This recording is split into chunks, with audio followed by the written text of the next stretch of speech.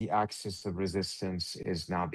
eje de resistencia está resurgiendo ahora porque los iraníes han salido victoriosos en esta guerra. No fueron derrotados. Han conseguido llevar a Estados Unidos a la mesa de negociación. Creo que habrá un acuerdo muy distinto de lo que habría sido en otras circunstancias. Los ataques militares contra Irán fueron un fracaso. Israel fracasó. Así que esto va a reavivarles de una forma muy significativa. Y como mencioné antes, el eje forma parte esencial de la defensa anti-Woodsman.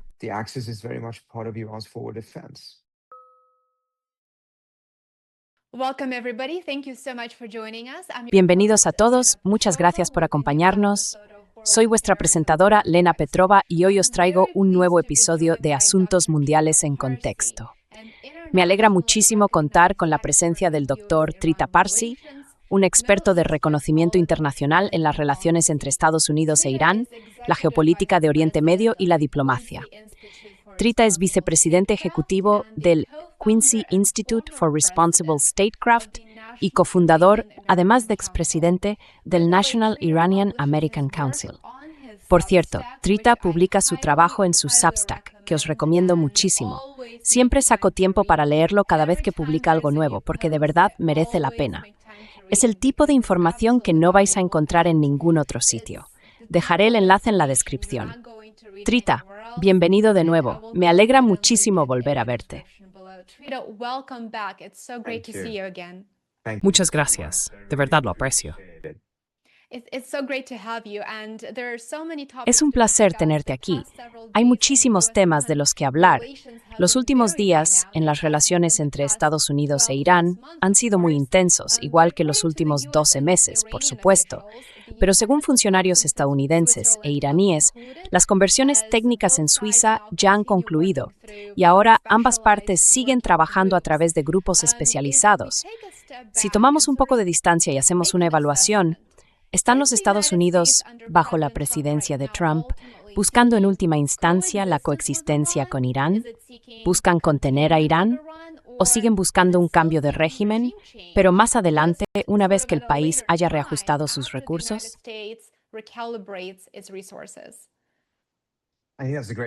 Creo que es una gran pregunta, Lena. Y para mí está muy claro.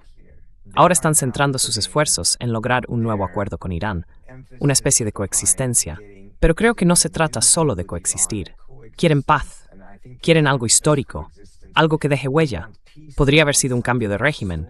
Podría haber sido una guerra exitosa. Pero no salió así. Así que ahora van a intentar esta otra vía. Creo que es importante entender que Trump, por encima de todo, busca un legado. El contenido de ese legado es secundario. Lo que importa es que sea algo grande. Podría haber sido, como decía, un cambio de régimen, pero como eso fracasó, ahora está intentando conseguir un gran acuerdo.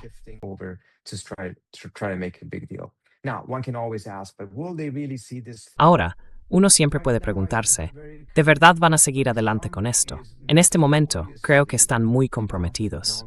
Pero Trump es famoso por no depender del camino previo, así que no le importan los presidentes anteriores ni sus políticas. Decirle algo como, bueno, siempre lo hemos hecho así, es un argumento muy malo y débil. Ni siquiera depende de sus propias decisiones anteriores, como ya hemos visto. Así que sí, las circunstancias pueden cambiar, y él puede cambiar completamente de rumbo otra vez, y de repente moverse hacia algo como un cambio de régimen, si ve esa oportunidad, y piensa que es mejor que el camino que sigue ahora. Pero, por ahora, creo que están totalmente comprometidos con esta línea.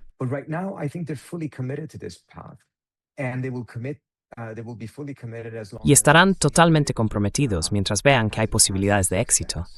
Si las negociaciones van mal, si los iraníes no están dispuestos a cerrar un gran acuerdo, sino algo mucho más pequeño, algo que no deje huella, entonces puedo imaginar que él se lo replantee, porque va a enfrentarse, de hecho ya ha empezado a hacerlo, a los israelíes. Y eso solo lo haces si tienes algo grande, importante y valioso que conseguir a cambio. No lo haces por un acuerdo menor. Y creo que esto es algo que los iraníes quizá no hayan entendido del todo. Su compromiso con este asunto depende mucho de que acabe convirtiéndose en un gran acuerdo, uno que realmente deje un legado.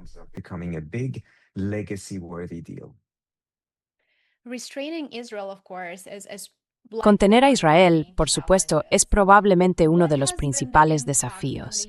¿Cuál ha sido el impacto en las relaciones entre Estados Unidos e Israel? ¿Es solo un pequeño tropiezo o hará que Estados Unidos empiece por fin a tratar a Israel y a sus intereses en Oriente Medio y más allá de Oriente Medio, igual que trata los intereses de otros países extranjeros? ¿Va a ser esto una especie de punto de inflexión en las relaciones entre Estados Unidos e Israel de ahora en adelante? ¿Qué opinas?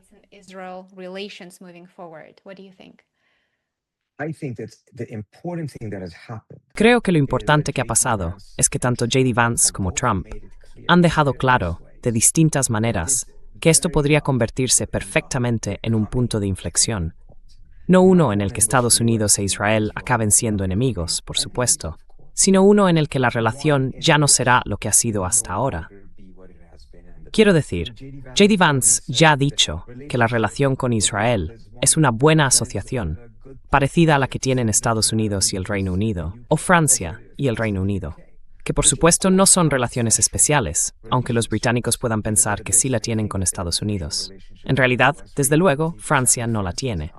Es un aliado, un socio.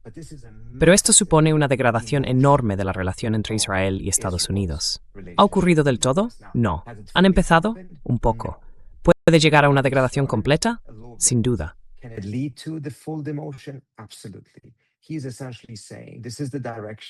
Básicamente, lo que está diciendo es que las cosas pueden ir en esa dirección si los israelíes siguen saboteando los esfuerzos diplomáticos de Trump. Es una advertencia muy seria. No se trata solo de decir, oye, vamos a cortar la ayuda, o no os vamos a dar esto o aquello. Está hablando de rebajar toda la relación. Así que, en mi opinión, es una advertencia muy clara, y creo que van en serio. Perfectamente podría acabar yendo por ese camino. Y te diré algo más.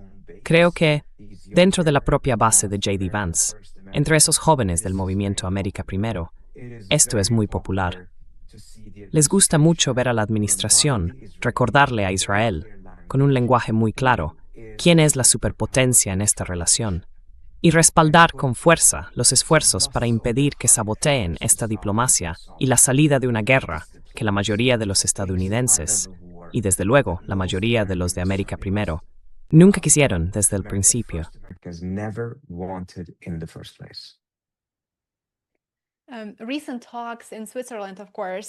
Las conversaciones recientes en Suiza, por supuesto, dieron lugar a un marco para un acuerdo más amplio.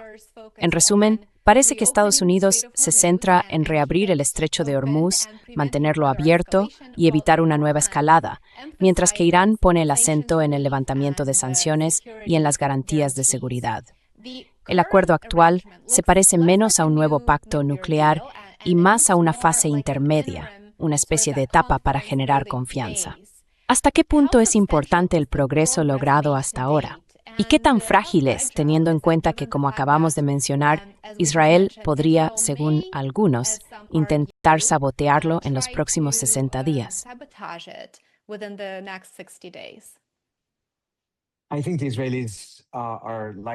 Creo que es muy probable que los israelíes intenten sabotearlo, directa o indirectamente. Y es algo vulnerable.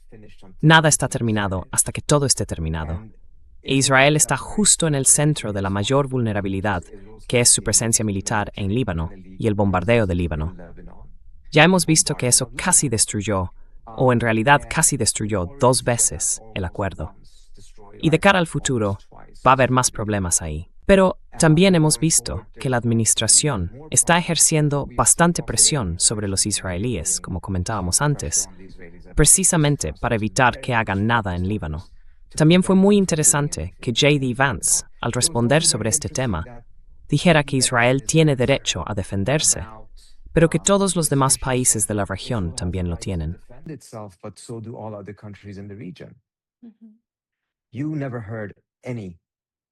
Nunca has oído a ningún funcionario de Biden reconocer el derecho a la autodefensa de nadie más, y desde luego no de los palestinos, ni durante todo el episodio después del 7 de octubre, ni antes.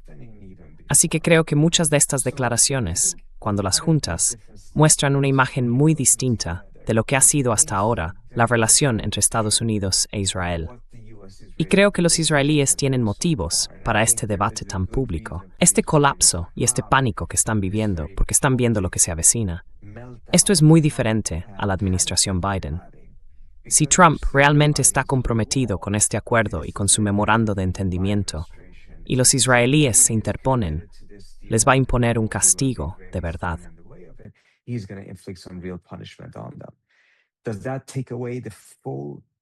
¿Eso elimina por completo la vulnerabilidad de este acuerdo? No, esa vulnerabilidad seguirá ahí. Y en cierto modo, no se trata solo de ejercer presión, porque para Netanyahu, esto tiene mucho que ver con su capacidad de mantenerse fuera de la cárcel. No es solo una cuestión de su agenda política. No es solo lo que él cree que es mejor o peor para Israel. También está el hecho de que si esto sigue adelante, perderá las elecciones en octubre o antes de octubre, y eso probablemente le lleve a acabar en prisión, porque perderá su inmunidad en cuanto deje de ser primer ministro. Ya hemos visto que Netanyahu ha sacrificado los propios intereses de Israel en el pasado por sus intereses personales.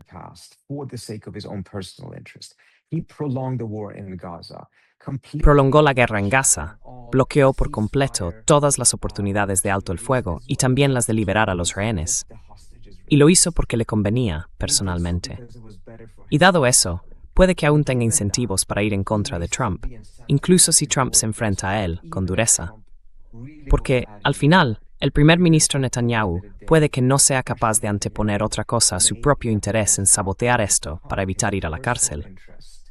En ese escenario, quizá la administración tenga que pensar en otras opciones e incluso actuar, por ejemplo, buscando algún tipo de acuerdo en Israel que le garantice mantener la inmunidad aunque dimita y deje de estar en primera línea, a cambio de que no sabotee este acuerdo.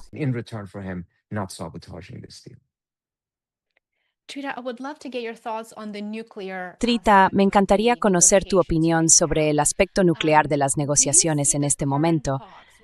¿Ves las conversaciones actuales en lo que respecta al programa nuclear pacífico de Irán y sus capacidades de enriquecimiento como algo parecido al marco original del JCPOA? ¿O crees que estamos entrando en un marco completamente distinto y en una nueva etapa diplomática en lo que se refiere a las capacidades nucleares?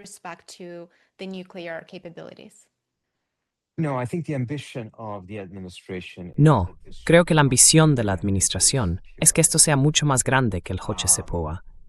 Ni siquiera están hablando de esto como un acuerdo nuclear. No he oído ni una sola vez a la administración, ni al presidente, referirse a esto como un acuerdo nuclear. Y creo que hay varias razones para ello. Una es que quizá quieran evitar una revisión del Congreso, que sería necesaria si se tratara de un acuerdo nuclear. Pero también creo que, sinceramente, lo ven como algo más grande, algo transformador. Están hablando de paz. Están hablando de un desarrollo completamente nuevo en la región. Cosas que, una vez más, son dignas de dejar huella.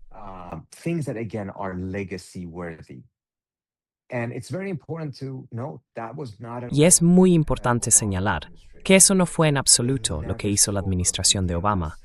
Nunca hablaron del acuerdo como algo transformador. Tampoco lo presentaron como un acuerdo de paz. Era claramente un acuerdo nuclear limitado que no resolvía todos los problemas entre Estados Unidos e Irán, sino que simplemente contenía el programa nuclear iraní. Y si más adelante surgían oportunidades para algo más, estaban abiertos a ello, por supuesto, pero no querían venderlo de esa manera. Querían que se les juzgara solo por el aspecto nuclear. Ni siquiera expresaron el deseo de tener una ambición más amplia. Si ocurría, sería simplemente un buen añadido, pero no formaba parte de su objetivo. Trump, en cambio, está abordando esto de una forma muy, muy distinta.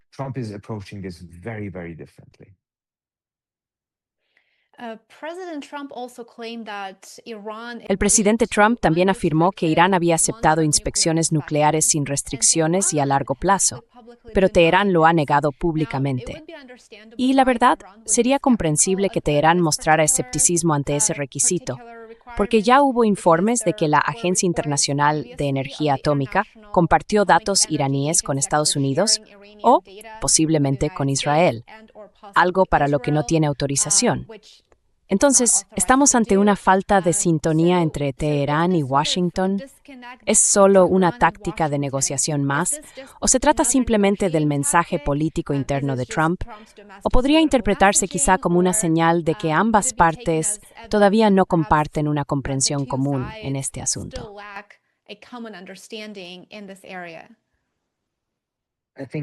Creo que la forma en que se ha expresado eso es muy importante. Creo que el presidente dijo algo sobre indefinido. Eso no es necesariamente un problema, pero sin restricciones sí lo es.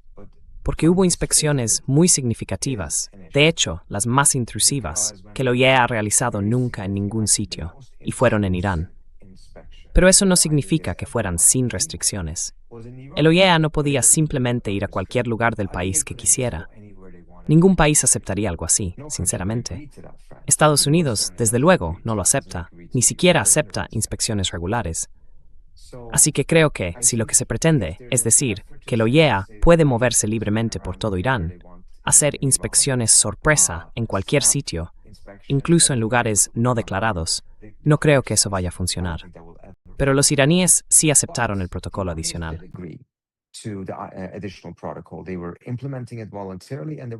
Lo estaban aplicando de forma voluntaria y se suponía que lo ratificarían una vez que Estados Unidos levantara las sanciones, no solo que las suspendiera dentro del JCPOA. Así que no creo en absoluto que vaya a haber un problema con las inspecciones. Cuando llegue el momento, cuando hagan esa concesión y todo eso, son parámetros que van a tardar un poco en definirse. Creo que cuando Trump sale y lo dice, eso hace que los iraníes se echen atrás. Porque, para empezar, no han aceptado nada que sea sin restricciones. Probablemente se hayan comprometido a permitir la entrada de la OIEA, pero las circunstancias, las condiciones y demás aún no se han establecido. Así que quieren asegurarse de que Trump no se precipite con algo que todavía no se ha acordado del todo y cuyos detalles no se han concretado. Y por supuesto, reaccionan si alguien usa la palabra sin restricciones, porque eso es algo que, en mi opinión, no aceptarían bajo ningún concepto.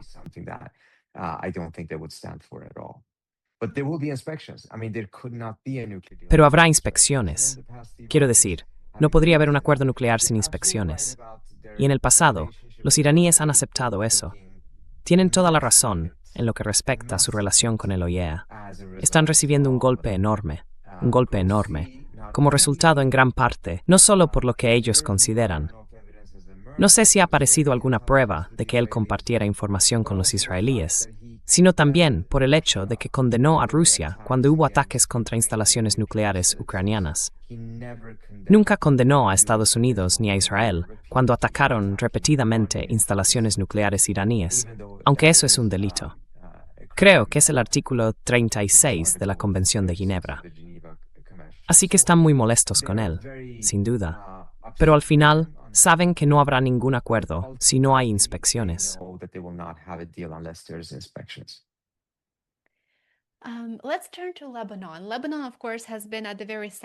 Pasemos a hablar del Líbano.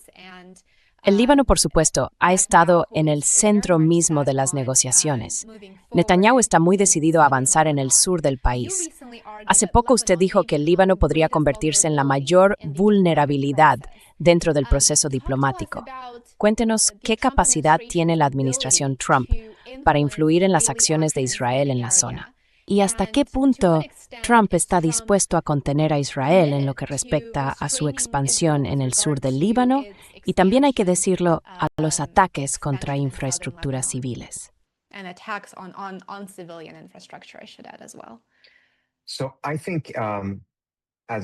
Así que creo, como mencioné, o como tú mencionaste, que dije que Líbano es la mayor vulnerabilidad, porque realmente va a requerir una enorme presión por parte de Estados Unidos para asegurarse de que los israelíes se retiren de allí. Pero creo que es muy importante entender que los iraníes no van a aceptar un acuerdo en el que los israelíes permanezcan en Líbano. Porque esto no tiene que ver con hacerle un favor al Líbano. Ya, ni siquiera se trata solo de comprobar si Estados Unidos cumple sus promesas o si está dispuesto a contener a los israelíes. Esto tiene que ver con la defensa avanzada de Irán. Tiene que ver con su capacidad de disuasión frente a un posible ataque israelí en el futuro.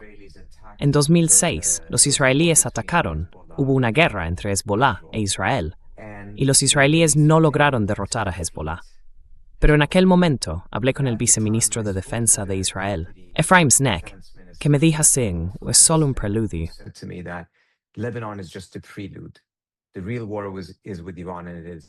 La guerra real es con Irán, y es inevitable. Básicamente, una vez que el Líbano o Hezbollah hubieran sido derrotados, la guerra habría continuado contra Irán.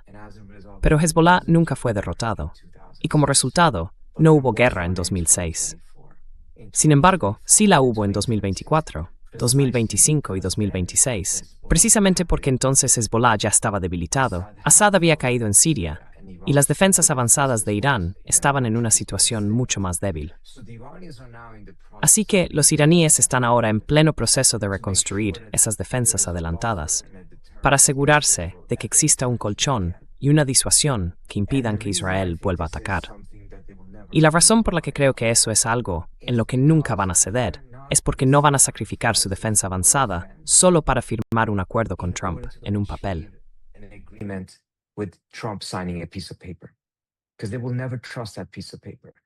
Porque nunca van a confiar en ese papel, pero sí confían en su defensa avanzada. Y su defensa avanzada fue efectiva durante más de 20 años. Si la reconstruyen y la hacen mejor, creen que será mucho más fiable que cualquier acuerdo con Estados Unidos. Así que sí, creo que van a apostar por el memorando de entendimiento, van a buscar un acuerdo con Estados Unidos y también van a mantener su defensa avanzada. Pero si esas dos cosas entran en contradicción, si los israelíes siguen en el Líbano, y después de muchas otras medidas que los iraníes intenten para que Estados Unidos adopte una postura más dura con Israel, si eso no funciona, creo que se retirarán de ese acuerdo, porque no van a sacrificar su defensa avanzada por un simple papel.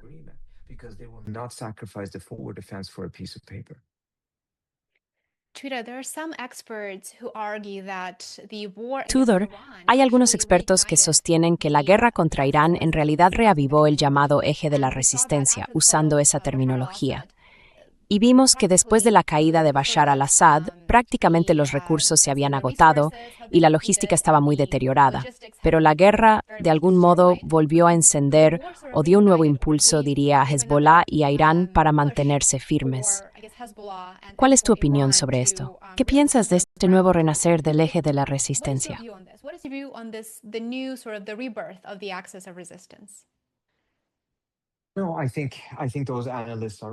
No, creo que esos analistas tienen razón. El eje de resistencia está resurgiendo ahora porque los iraníes han tenido éxito en esta guerra. No fueron derrotados. Lograron llevar a Estados Unidos a la mesa de negociación. Creo que va a haber un acuerdo, y será muy distinto de lo que habría sido de otro modo. Los ataques militares contra Irán fueron un fracaso. Israel fracasó. Así que eso va a reavivarlos de una forma muy significativa. Y como mencioné antes, el eje forma parte esencial de la defensa avanzada de Irán. Van a intentar restablecerlo sin Siria por el momento. Y habrá una forma de resistencia que vendrá de muchos distintos.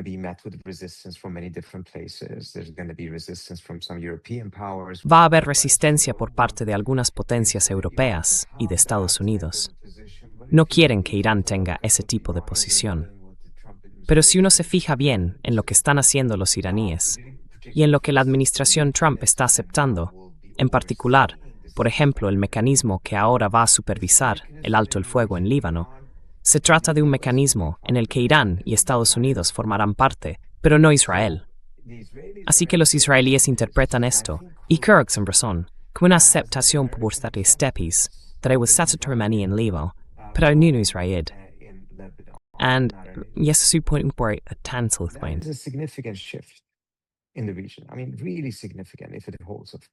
Quiero decir, sería algo realmente importante si se confirma, claro. Y creo que forma parte de un panorama más amplio, que Estados Unidos, gracias a esta guerra, por fin ha llegado a la conclusión de que no merece la pena seguir en esta región. Esta zona no es tan vital estratégicamente para Estados Unidos. Solo arrastra al país a un montón de conflictos innecesarios. Y si hay una forma de salir de ahí, la tomará. Va a ser difícil, pero aún así seguirá ese camino, aunque eso haga que los israelíes estén muy descontentos, porque fueron ellos quienes empujaron a Estados Unidos a esta guerra, y fue un desastre.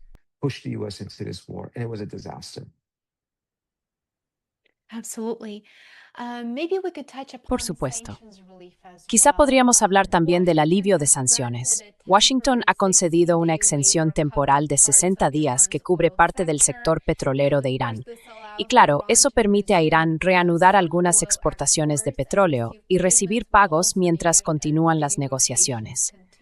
La mayoría de las sanciones estadounidenses, como el acceso al sistema bancario o la liberación de activos, siguen vigentes. Has defendido que Estados Unidos debería levantar las sanciones a Irán. ¿Podrías ampliar esa idea y explicar también cuáles serían los resultados esperados de este alivio limitado de sanciones que estamos viendo ahora?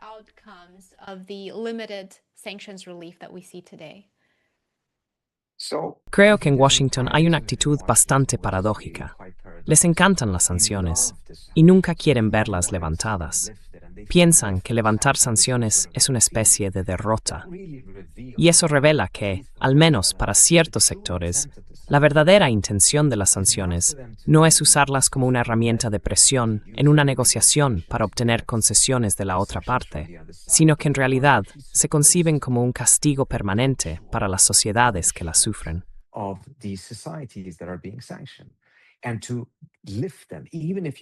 Y levantarlas, incluso si se consiguen grandes concesiones de la otra parte, sigue siendo una traición, porque el castigo perpetuo era el objetivo, no la presión, no el uso de las sanciones como herramienta para lograr otros fines.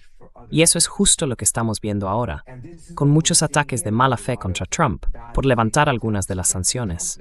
Al final, no podemos juzgar si el alivio de sanciones que se menciona aún no ha ocurrido, pero aparece como posible en el New York Times.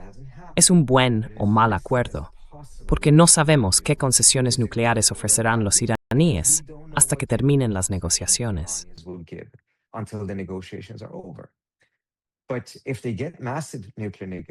Pero si consiguen grandes concesiones nucleares de los iraníes, concesiones que realmente sean aceptables, y levantan una gran cantidad de sanciones, eso es un buen acuerdo, porque al menos en teoría, para eso se suponía que servían las sanciones, para obtener concesiones de la otra parte.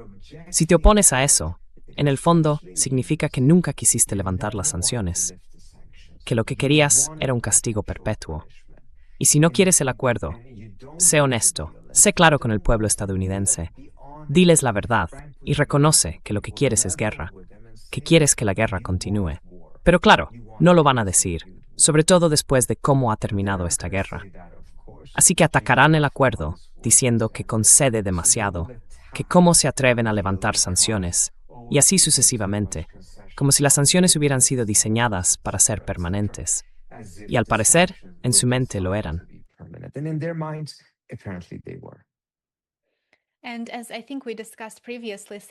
Y como creo que ya comentamos antes, las sanciones económicas, son simplemente una forma de coerción y siempre afectan a los grupos más vulnerables de la población del país al que se dirigen. Hay muchísimos estudios académicos y mucha investigación publicada sobre esto, así que me parece realmente alentador ver que la administración Trump esté dispuesta a levantar parcialmente algunas sanciones como una muestra de buena voluntad y con la intención de mantener el diálogo. Creo que es un resultado muy positivo, sorprendente, pero al mismo tiempo también muy tranquilizador.